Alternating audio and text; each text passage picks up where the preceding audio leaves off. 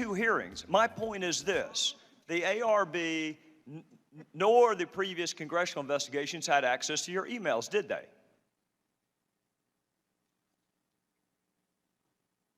I don't know what they had access to. I know that during the time I was at the State Department, there was certainly a great effort to respond to your predecessor, Congressman Iss's inquiries, and many thousands of pages of information was conveyed to the Congress.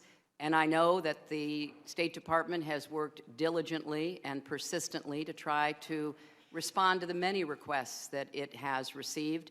And I think that given the pressure and stress of business they've been under, they have performed as well as they could. So you will be getting, and in fact the entire world will be getting, all of my emails, because they're all going to be public, and you will be able to read them along with everybody else. Madam Secretary, that actually was not my question. My question was whether or not the previous congressional committees and ARB had access to your emails. That was my question. 90 to 95% of my work-related emails were in the state system. If they wanted to see them, they would certainly have been able to do so. You know what? That is maybe the 10th time you have cited that figure today. It is. And I have not heard anyone other than you ever cite that figure.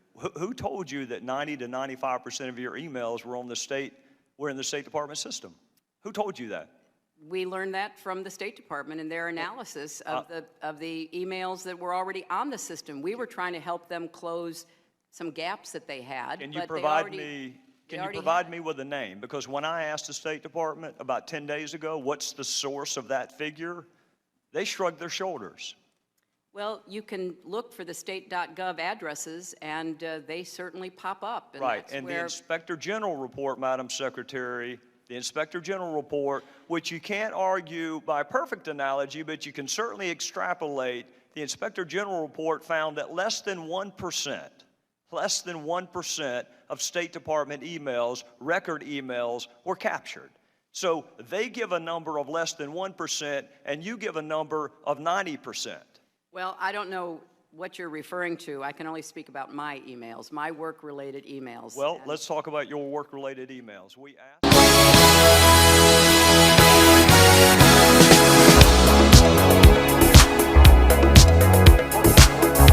Secretary Clinton was asked, because she frequently says 90 to 95% of her emails were in the State Department system. Have you heard her say that?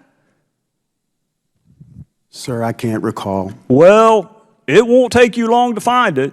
She says it a lot, or she said it a lot. And then she was asked, who told you that? Who told you that 90 to 95% of your emails were in the State Department system? And you may find her answer interesting.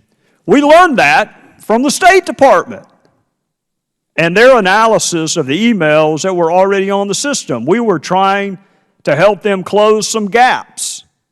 I like the word gaps.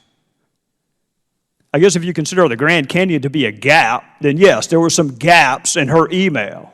Did you have 90 or 95% of her emails on your system?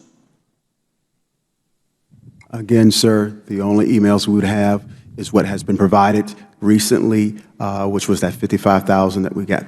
Well, no, I'm going back before that, Mr. Fenty. She said you already had them before she gave them to you. You already had 90 to 95%. Was that true? Again, sir, the emails that we're looking at, talking about the state.gov emails, she did not have a state.gov account. And as far as the emails that we received from her came at that time frame when it was turned to the department and it was processed by a bureau. But she made this contention before she ever returned them. She said you already had 90 to 95%. She was just helping you fill in some gaps. If you had 90 to 95%, why weren't you complying with FOIA? Again, sir, what I have in our system is what received by a bureau.